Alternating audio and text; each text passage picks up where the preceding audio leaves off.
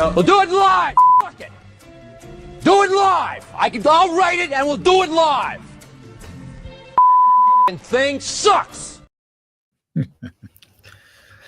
Gentlemen, we are less than 12 hours? Well, less than 10 hours away from the greatest day in sports history. The NFL makes their, I guess, inaugural. I mean, they've played on Christmas before. This is the first time they bullied their way on to Christmas, but NFL is going to Christmas. How you all feeling? I mean, my team's not playing, so it's on Netflix. So let's see if it works. Oh yeah, we seen what happened with the Tyson fight. So. Yeah, well, I didn't watch that because I knew it was like, well, let's see. On my list of things to do that night, I think that Tyson Paul fight came in like number 39. So I had to hear. I heard Netflix's connection was kind of spotty. It's a lot of people watch That's an understatement. If you got a chance to watch it, it was buffering some. There was some that couldn't even log into their own Netflix account because of the traffic. Mm-hmm. Yeah. Now, I expect that fight's viewership was a little bit bigger than the games we're going to get this weekend. Absolutely. But the games are going to stress it. Yeah, it will. It will get stressed. So if you're trying to binge the latest season, if you're trying to binge Orange is the New Black or anything else out there, you might want to take a day off because football fans are coming and they're coming to make a mess of your playpen. Speaking of Christmas, gentlemen, let's just go around the room real quick. What are you happy for? What are you thankful for in this sports calendar now that we're getting close to the end of the year? I know I'm very thankful to have a team that I can be proud of, a football team I can be proud of, because there's been many seasons where it's like, let's just get this thing over with. That's kind of shady, but what's up, Foster? Yeah, I mean, I'm definitely. It's been a nice present to have a couple playoff teams to speak about. The Tigers have been great this year. The Lions are 13-2, something that I have never been able to witness in my life. Well, I don't think anybody's been able to witness it in their lifetime in the NFL era.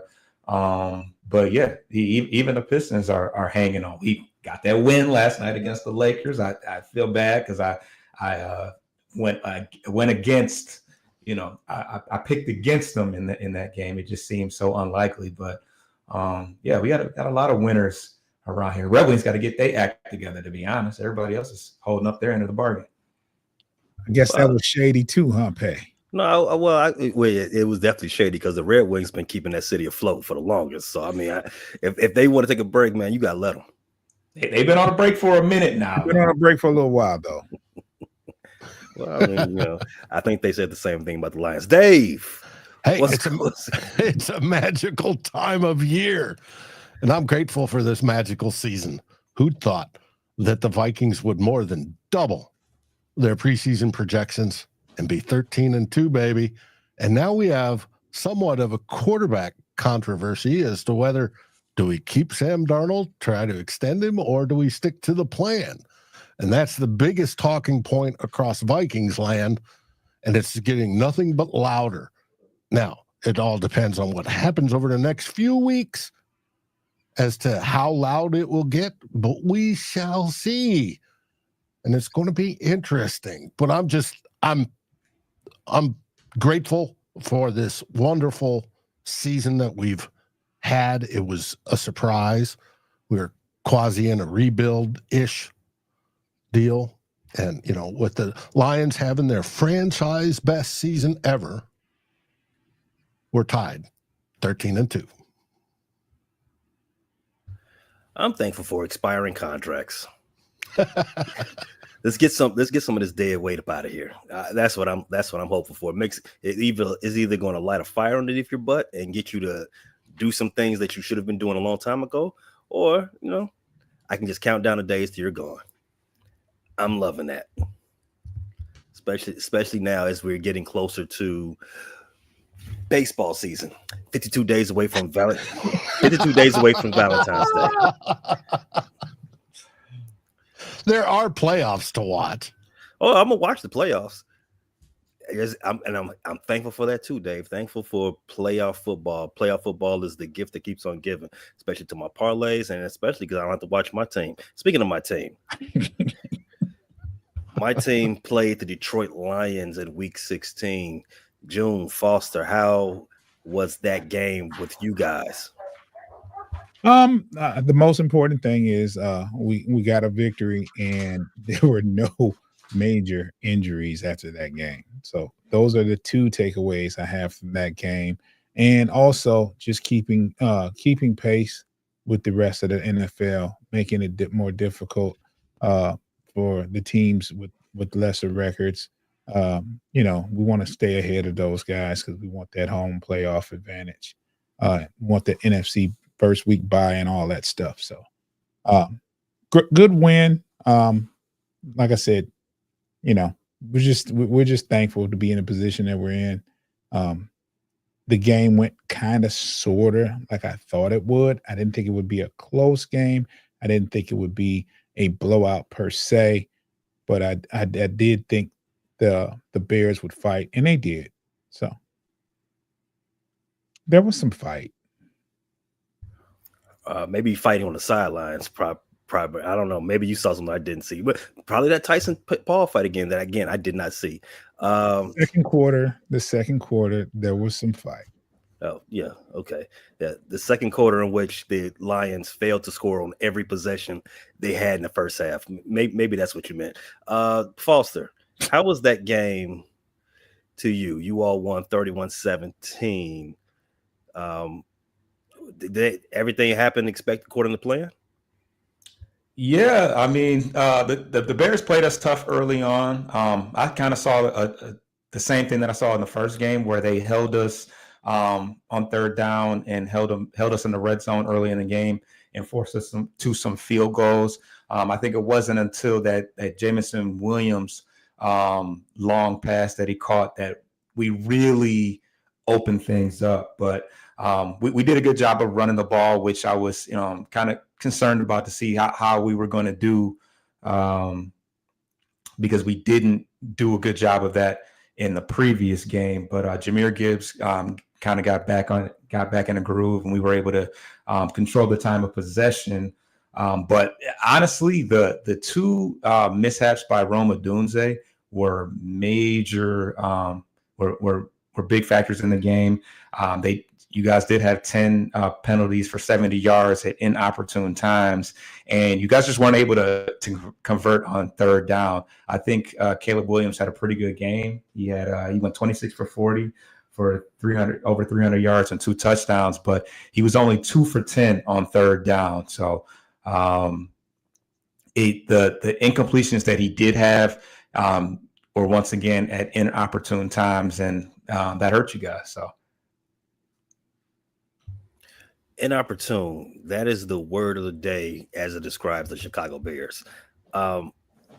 Caleb Williams. Let me give you some stats about this game that I took away from it. So Caleb Williams, as you mentioned, he is on pace for one of the greatest QB seasons ever, regardless of rookie. He has now reached 9 starts, in which he has threw 0 interceptions, which is the most such losses in a single season for a QB since QB starts have been recorded since 1950.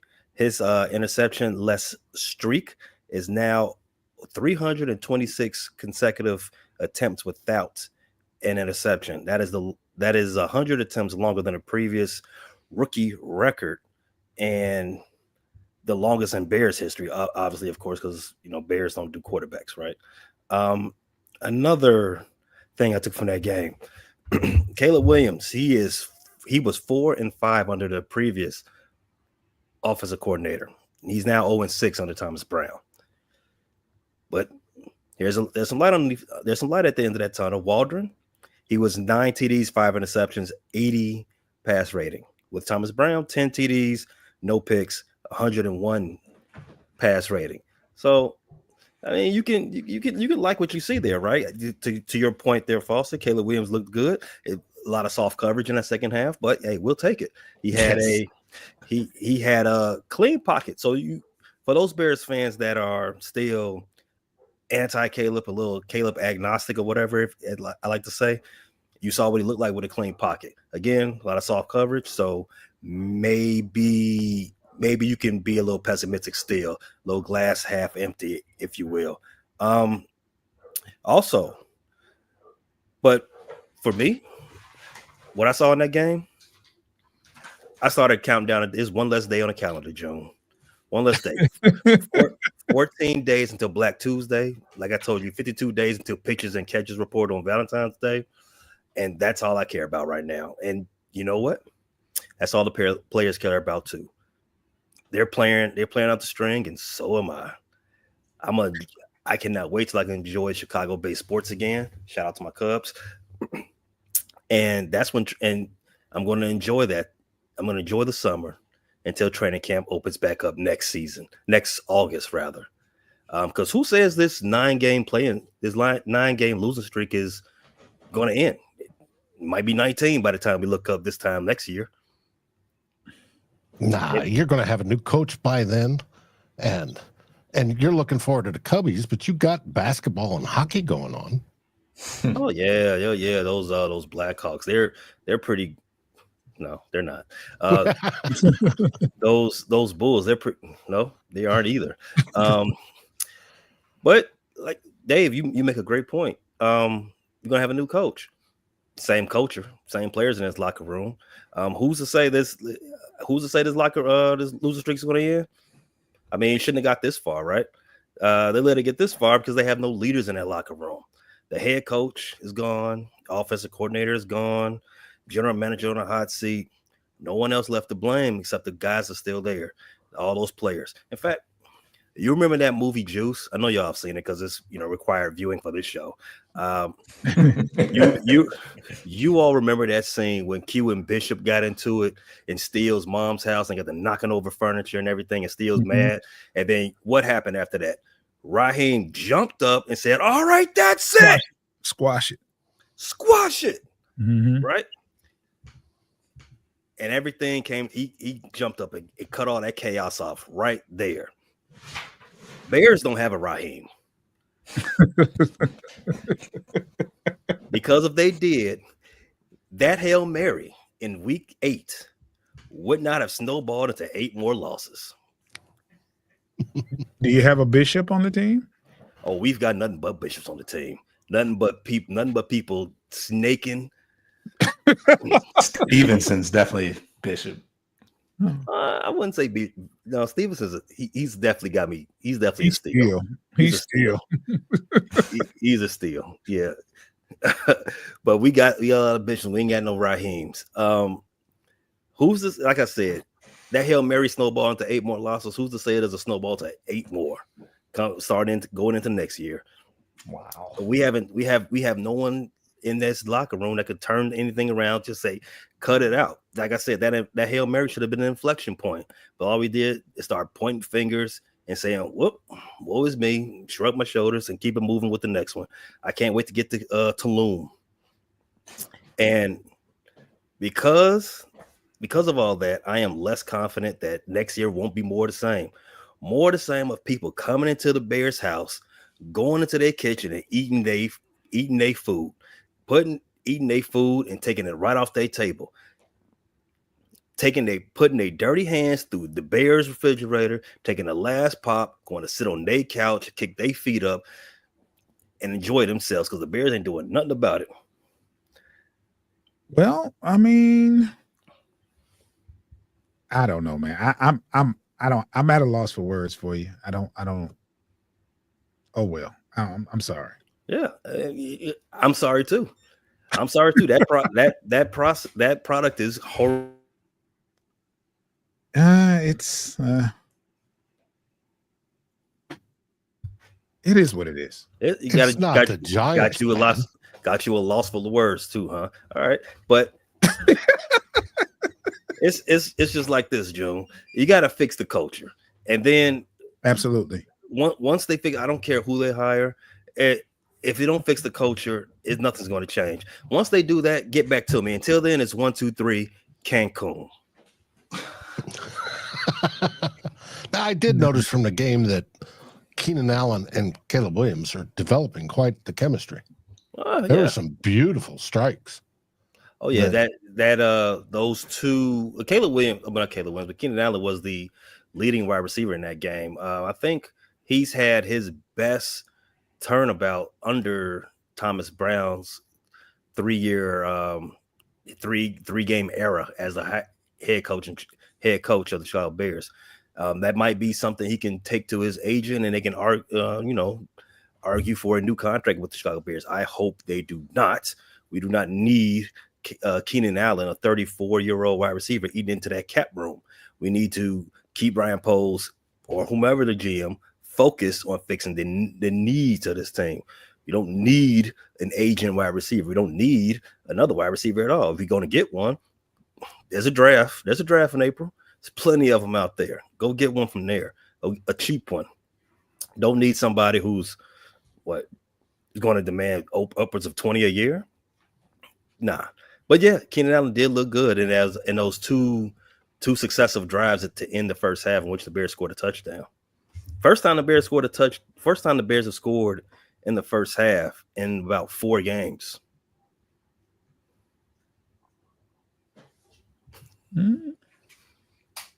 Hey, you'll get the Detroit Lions offensive coordinators and new head coach next year. Yeah. I like that cycle of rinse and repeat, Dave. I did read where Brian Poles has been given the go-ahead to choose the next head coach. But then once he chooses it, it needs to go to Kevin Warren and then the owner's son. That sounds like that's the way it's supposed to go, right? The general manager's supposed to do the dirty work. He's supposed to get approval from his superiors. I mean, that's how it's supposed to go. I mean, Ryan Poles should, in my opinion, Ryan Poles should spend his Christmas with his family and not show back up to Hallis Hall. That's just me, though. Dave, week 16. You all had a nail biter with those, what do you call them? The sea chickens? Sea chickens. Mm-hmm. What was the story behind that? Oh, it's how do you roast a team that colors itself in navy blue and chartreuse green? You do it like a chicken. Chartreuse. Mm-hmm. Yeah. For those that fish, no, the color, it's a color of a lure. But anyways. That's that famous fish up there, isn't it? In Minnesota that was something with an L, I'm forgetting. Well, you got the walleye and you got northern pike and you got the muskie. I gotta look it up. I don't think those are any one of them. But go on, Dave. Anyways, or the pike.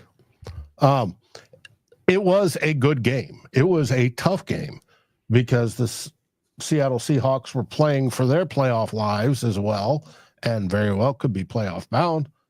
It was bad weather. It was rainy. It was cold. It was windy. We had injured players that weren't playing, and yet we took the lead, lost the lead, and then came back with a game-winning drive with Sam Darnold after spraining his ankle, moving around in the pocket, moving up in the pocket, and throwing the absolute perfect pass to a doubled Justin Jefferson over the defense. He spins midair, catches it, goes in for the touchdown. Vikings win 27-24 to go 13-2 on the season and hopefully lead to week 18 in the biggest game of the season yet. It was biggest game so far, Dave. So far. Yeah. You got, because all roads, as the title says, all roads are leading to a certain week for you, for your team and our Detroit Lions, brethren. If all goes well this week. Yeah. I mean, don't put the horse before the cart. Don't put the cart before the horse, right? Yes, you don't want to look ahead, but we're not on the field, so we can do that. Can look ahead. right. We don't have to go with the win one at a time philosophy. Right. I mean, I want to win all of them at a time. Unfortunately, my team is the Bears. So the reason why we say this is because those Philadelphia Eagles on Sunday afternoon, in the late slate, Jalen Hurts got a concussion 11 plays into the game. He was done. In comes Kenny Pickett, everyone's favorite Steeler, and he could not maintain that lead. I think the Eagles were up by 7 when Hurts went out. And then Saquon had a long touchdown to put them up 14-0. This is after Jalen Hurts got hurt. But those they made a comeback. And now Philadelphia ended up losing that game late to the DC Commanders. So now Philadelphia is they're not officially out of the running for the number 1 seed, but their pathway there is a lot less visible than you guys. I'm gonna just go ahead and say what they need to happen for them to get into the number 1 seed. So the Eagles, they have to beat the Cowboys and the Giants. They need the Vikings to lose to the Packers, which is disgusting to even say out loud. And they need the Lions to lose out. They lose to the 49ers and the Vikings. That is the only scenario in which Philadelphia could get that number 1 seed and the only bye in the NFC portion of the playoffs. So, fellas, all roads lead to Week 18 when you all bump heads again. I remember we did this last year towards the end of the season, where the Vikings had a shot to knock the Lions out of off that perch and win the division. So, Dave, are you familiar with all the scenarios the Vikings need for the playoff for they to win the NFC North? Well, not the NFC North, but the NFC conference. Win out. It's win out for us. We got to beat the Packers this weekend and then beat the Lions the week after. It's simple. It's in our control, as they say. That's as simple as it gets. There's also another scenario which you all don't win out. There's a chance that if the Vikings were to beat the Lions and the 49ers beat the Lions, obviously the Lions will lose out. And the Eagles lose at least one more time, Minnesota would get it. Just one more win. Just one more. You need the Lions to give you a little bit of help. But that's if you obviously if you mess around and lose to the Packers, which let's be honest here. If you had to do one or the other, one game, you could only take one game, Dave. You would want to beat the Packers instead of the Lions, right? Correct. All right. That's right. Beef Foster. Yeah. You all know, you all been sitting in that number 1 spot all season. You all went out. You all since week 4. Since week 4. Not all season. We lost the second game, so That's true. That's true. And then you, for all intents and purposes, lost one. Yeah. All intents and purposes, you all been sitting in that power ranking spot for the longest. But as it relates to the record, like you said, week 5 after Minnesota took an L.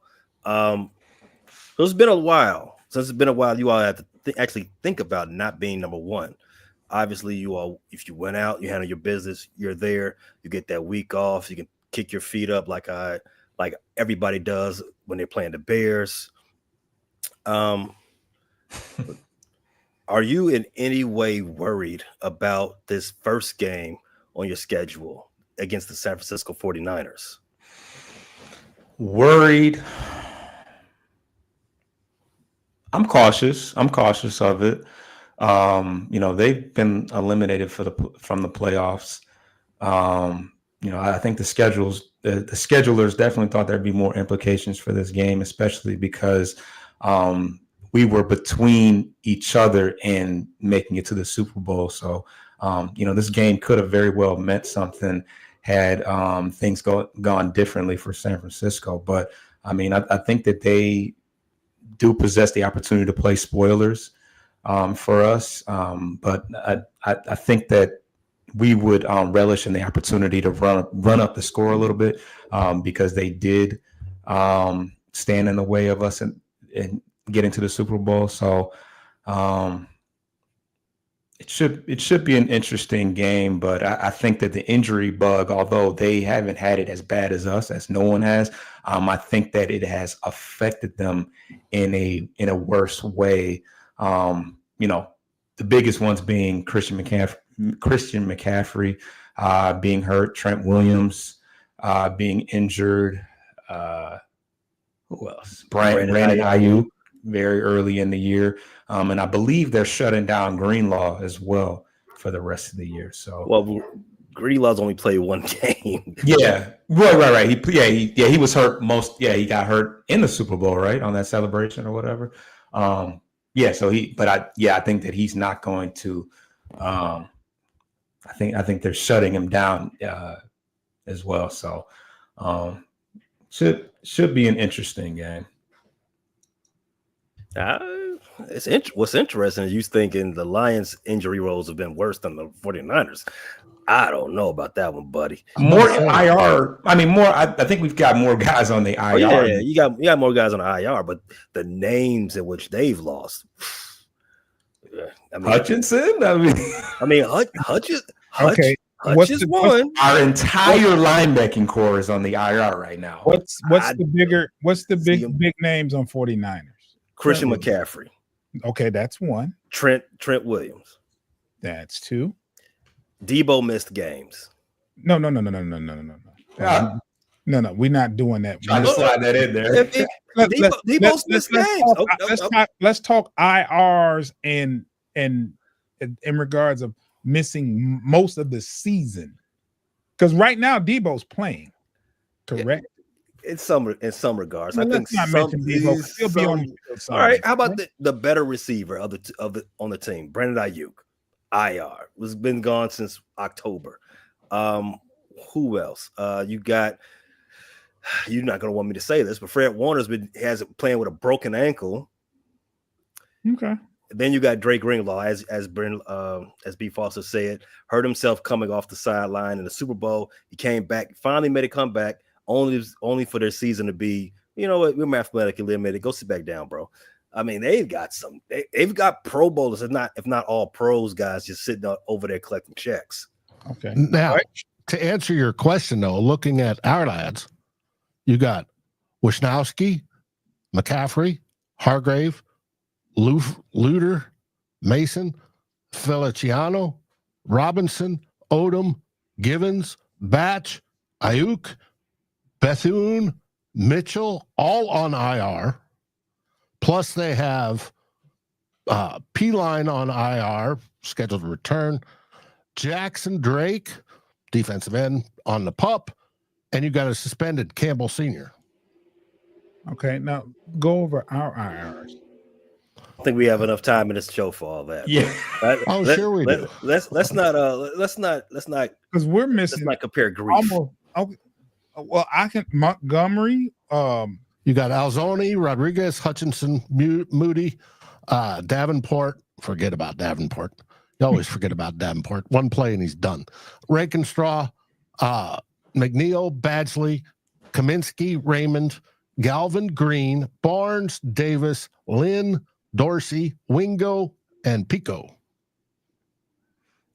I think it's all perspective. I think from a 49ers perspective, when they look at the Lions guys, they're like, oh, who are some of those guys? And that's kind of the way I feel with some of the 49ers, because I don't follow them so tough. But I mean, yeah, Trent Williams, McCaffrey, who's only had 50 carries the whole year, Ayuk. I mean, definitely when you start at the top portion of it, I mean, those are pretty significant. I mean, Trent Williams is a bona fide All-Pro. I think he's been to like 10 or 11. Best left tackle in the league.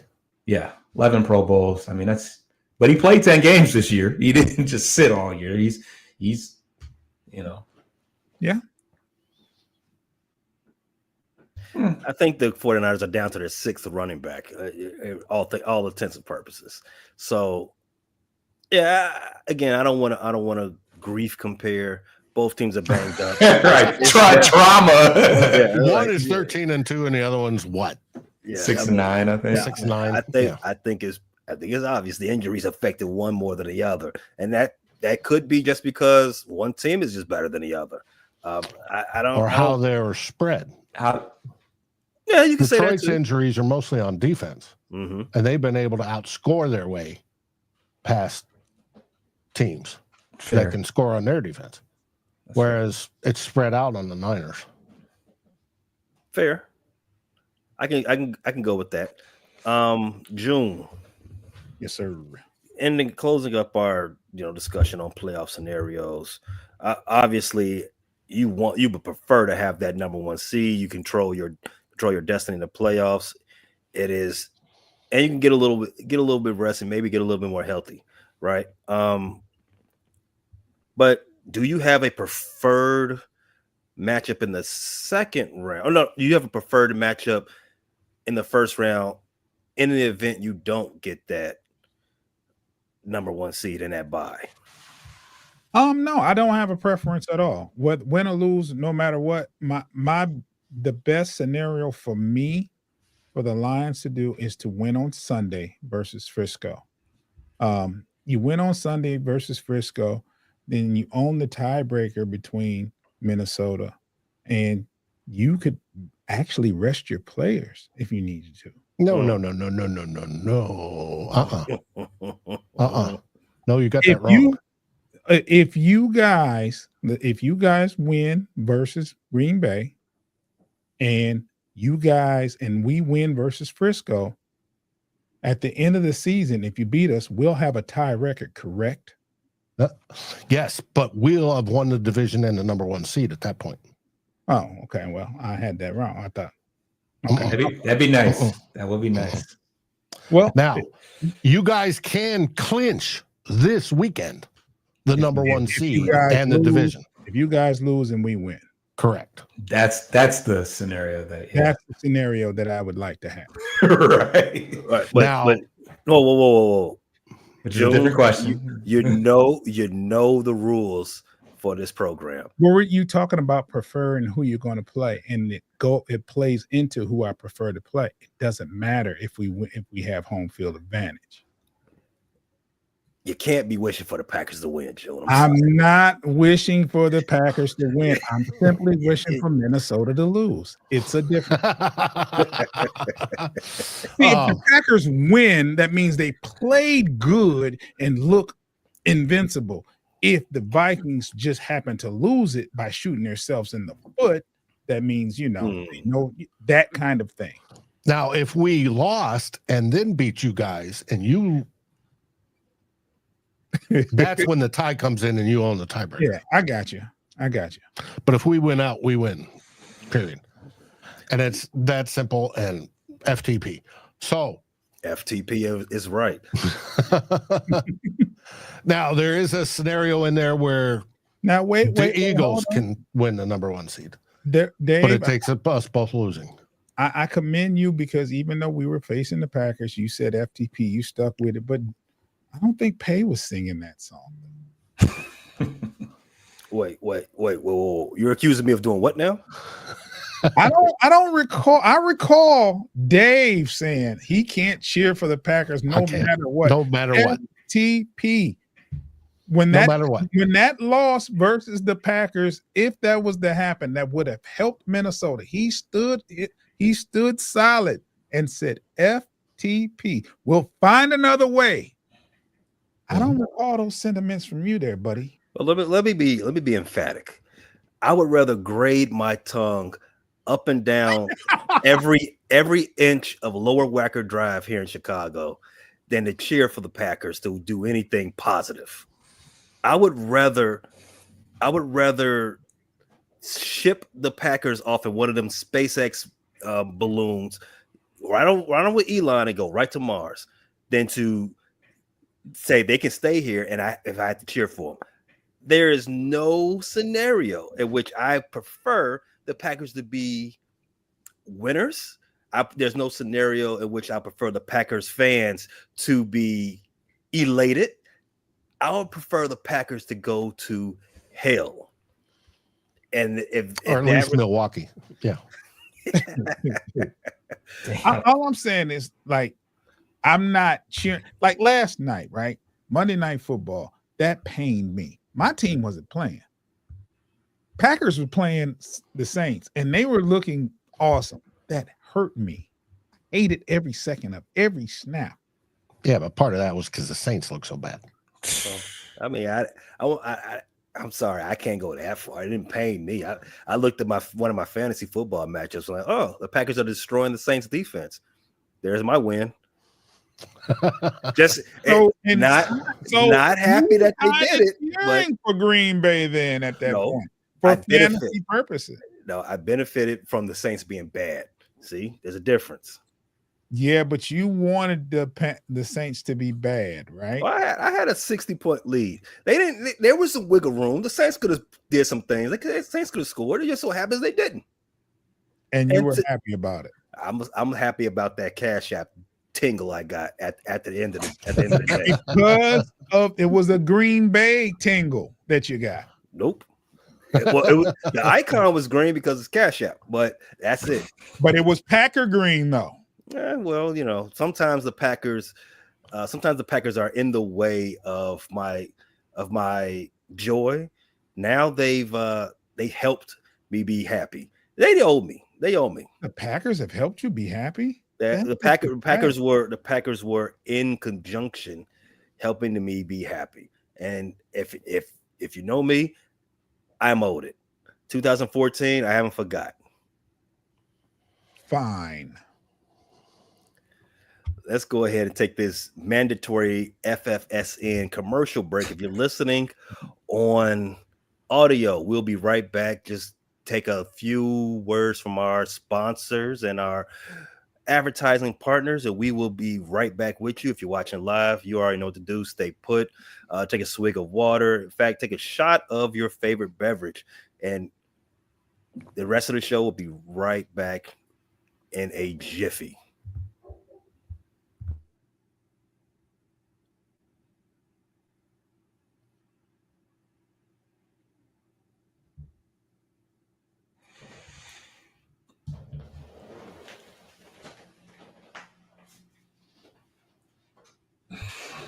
So, fellas, what we talked about the Week 17 matchups between the Detroit Lions. You all have the San Francisco 49ers, the Vikings. You all have the Green Bay Packers. They hate it. Green Bay Packers. None of us like them guys.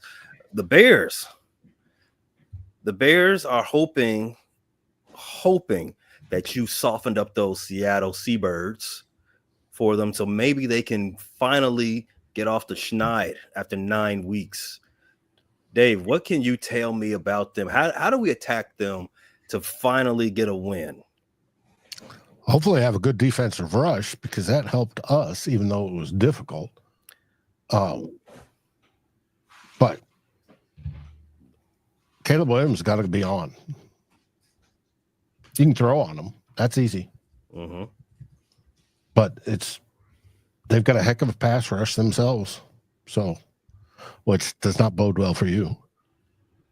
It's, I don't know. It should be interesting to see. I'm going to be able to watch it. So what you're saying is 10th loss coming straight up. The Bears do not have a formidable pass rush. We've got some injuries of our own. Javon Dexter's been down. Billings, he tore his chest off the bone some weeks ago. So our interior pass rush has been terrible. Montez Sweat has been figured out. I forgot he was on the team. Yeah, I don't even remember. Yeah, forgot he was on the team. Jalen Johnson, the best player on the team. The guy who got the ball rolling and getting rid of Eberflus, ain't heard of him since then. He's been getting picked on by a little bit by opposing quarterbacks. He's been kind of in the wind there. Tremaine Edmonds, our green dot, our highly paid middle linebacker. We signed him to replace Roquan Smith. I wish we still have Roquan because I ain't seen Tremont all season. I can't wait to watch the tape in the offseason so I can figure out what the hell he been at. So the defense has been pretty abysmal since we fired Eberflus. I damn near want Eberflus back. We've given up 30 points in at least the last 3 games, at least 30. San Francisco put 30 on us, and that's the only win San Francisco's had in the last 5 weeks against the Bears. And they treated the Bears like the team you scheduled for homecoming. Like, oh yeah, that's an easy dub. Bring them on.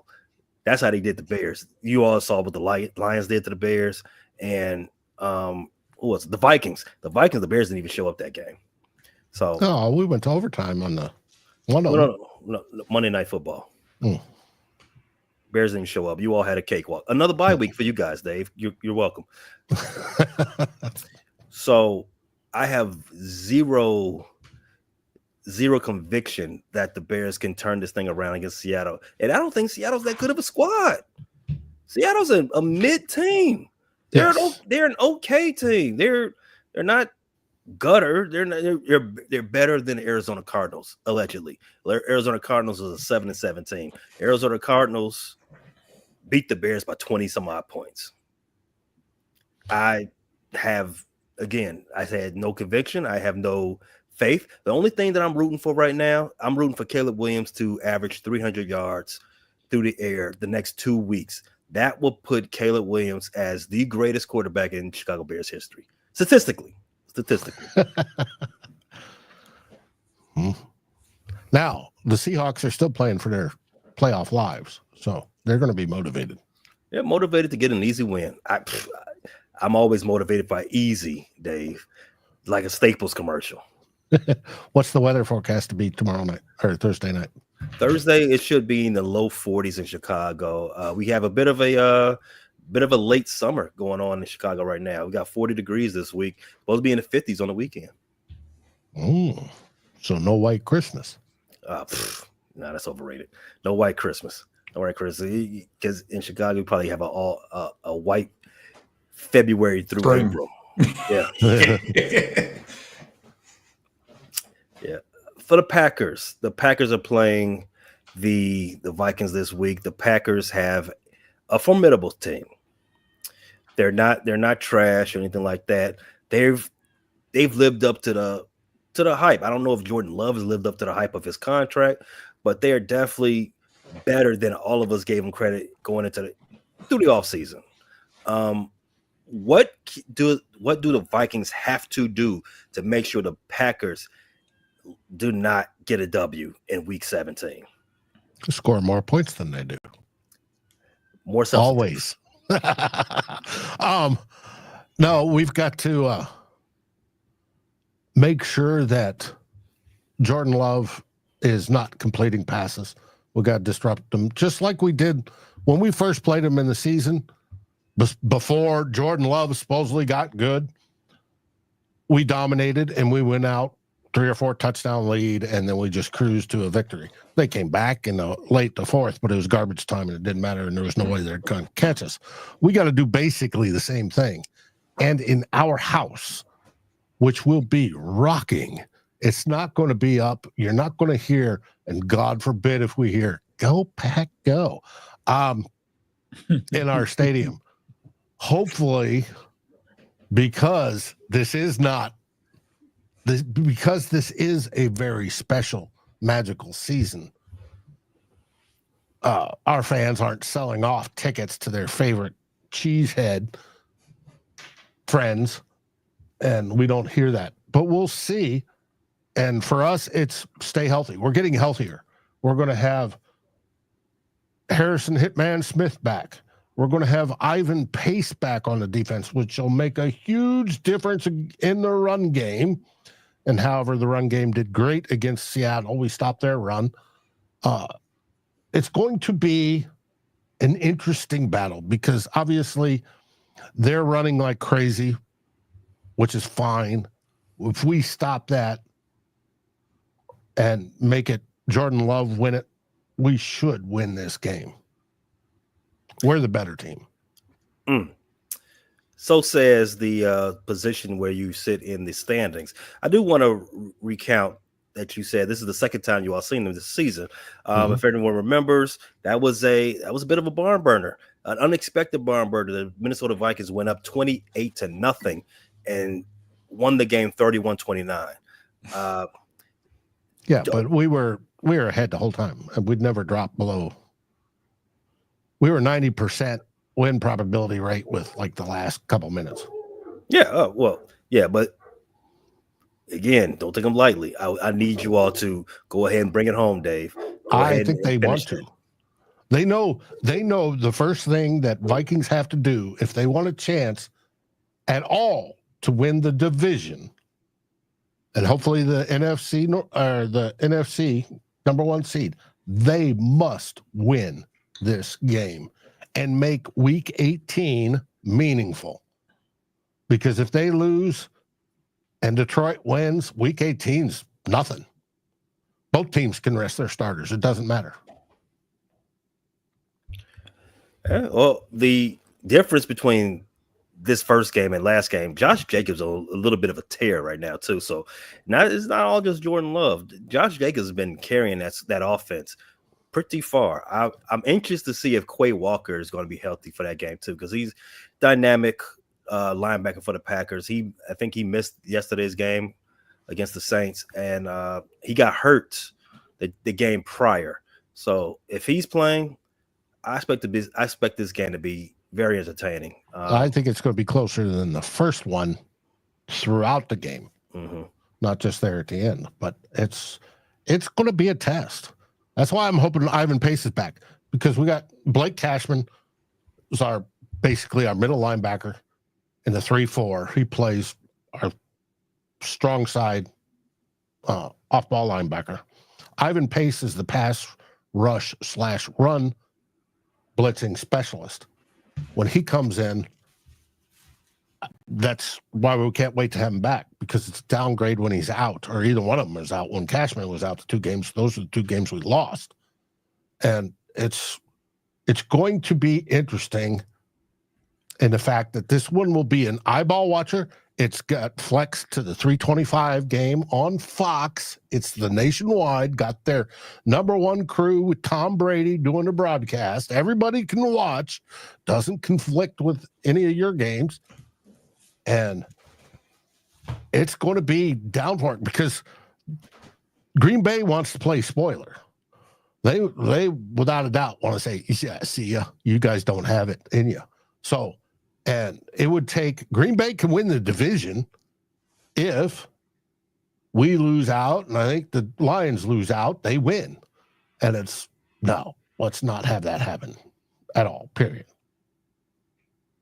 Nothing would make me more happy than the Packers to lose out, because obviously the Packers play you guys on week 17 and they finish your season with a familiar foe. Nothing would make me happier. I have a little less belief that they will. That would be the greatest Christmas gift I could ever have.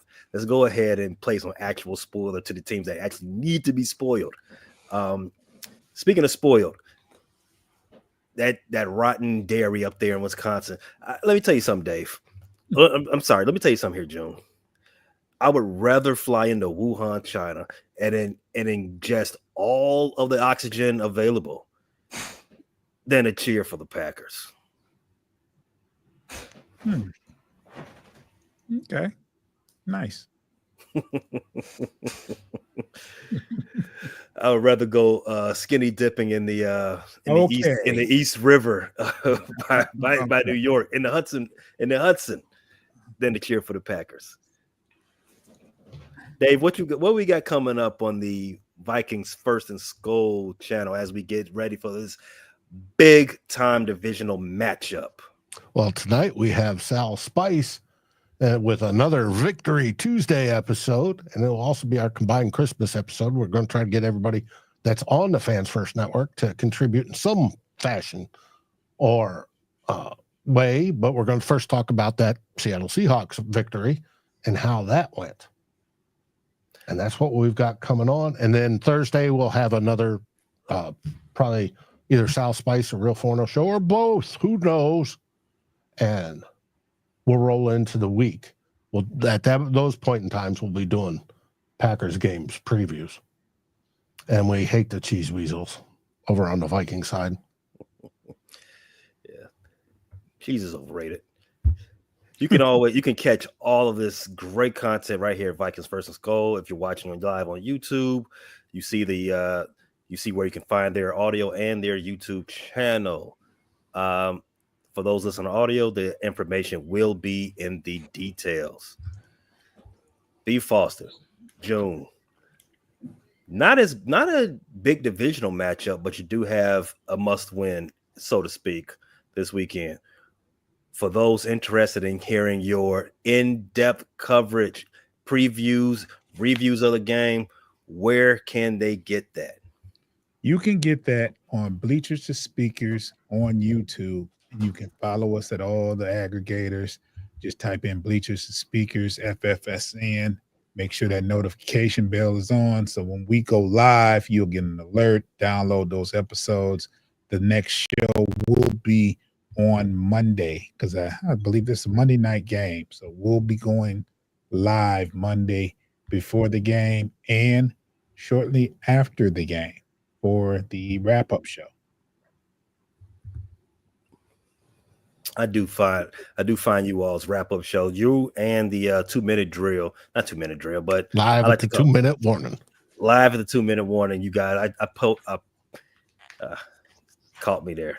Not today, Diddy. I do stop in from time to time and check you guys out. Great stuff. And always with everyone watching the Frustrated Chicago Sports Fan channel, we appreciate the views and everybody that stops through and shares our content and enjoys our content. We are doing good stuff over here. I am very proud of what we've done as a channel this season, even though we're covering a team that's not very helpful in making good content. Oh, wow. Going through bad seasons can also bring great content because trust me, yes, I know that. We covered the Pistons last year. You gotta dig deep. You gotta dig deep there, guys. You gotta make the content real guttural, right? You gotta bring it from your soul. It's not it's a little easier when the team is good because everybody's entertained. So you gotta reach deep in your bag to find good content when the team is trash. So shout out to everybody that's helping us stay on task with that. We appreciate it. June, what do they say at those Lions games? I did say guttural, right? Not the most intimidating growl, but we get the gist. Dave. Well, you know that growl. You saw it Sunday. Yeah, we definitely did. The Bears, king of the jungle, did not fare too well. Dave, we say Skull Vikings. Everyone have a great holiday. Enjoy some good food, good company. Time off with loved ones if you have loved ones, or just wish bad things on your ops. FTP. Wait, hold on. Before you go, we have one last thing. All right. I forgot. Dave, you wanted to serenade the viewer? Yeah. Normally I do an epic poem. Well, this time it's not going to be epic, but it is a poem. 'Twas the night before Christmas on FFSN's show where Who Will Be King hosts were ready to go with Pay from the Bear Claw sharing Chicago's tale and June and Foster's Lions set to prevail. While Dave from Vikings First brought Minnesota's might, they gathered to discuss this division's fight. The Lions stood proud with their franchise best year as Goff's 3 touchdowns brought holiday cheer. While Jamison Williams blazed down the field, his career-high performance refused to yield. The Vikings with Darnold, 8 straight they had won. With Jefferson catches, their magic not done. Their record impressive at 13-2 as playoffs hope sparkled like fresh morning dew. The Packers brought joy with their shout-out so rare as Love led the offense with a passionate flair. With Jacobs so swift and their playoff spot clinched, Green Bay's faithful cheered as victory was pinched. The Bears fans were frustrated through 9 losses long as they dreamed of next season to right what went wrong. But hope springs eternal in the division bold as the new chapters of rivalry continue to unfold. Now all the eyes turn forward to Week 17's light, where the Lions face the Niners on Monday night's flight, while the Vikings host the Packers in their purple dome, and the Bears welcome the Seahawks to their Soldier Field home. As the hosts wrap up their show with holiday cheer, they wished Merry Christmas to the fans far and near. And we heard them all exclaim as they faded from sight, "Happy football to all, and to all a good night." Thanks a lot, everyone. See us next week. Go Bears.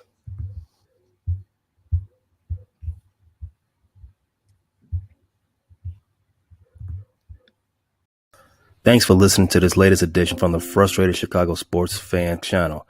Whether you listen to this on Apple Podcasts or Spotify or watching on YouTube, make sure you like, subscribe, share with a friend, and hit the notification bell so you never miss a drop. And all my homies from Chicago, we say 3 things: bear down, go Cubs go, and sell the team, Jerry.